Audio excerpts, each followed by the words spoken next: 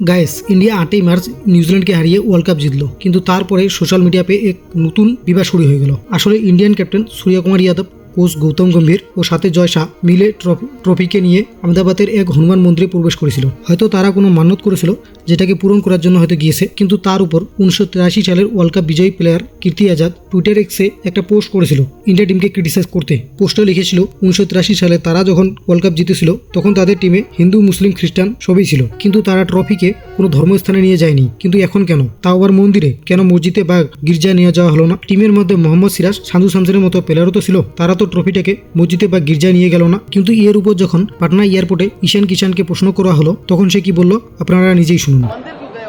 Sir मैं इतना अच्छा वर्ल्ड कप जीते हैं, कितना अच्छा सवाल आप लोग कीजिएगा। ये कीर्ति आजाद क्या बोले, अब इसमें मैं क्या बोलूं? कुछ अच्छा सवाल कीजिए ना कि कैसा मजा आया, किस बॉलर। हाँ, ये देखिए, ये अच्छा क्वेश्चन हुआ, बेकार क्वेश्चन पूछ दिया आप। এতে আপনাদের মতামত কি? কমেন্টে অবশ্যই বলবেন।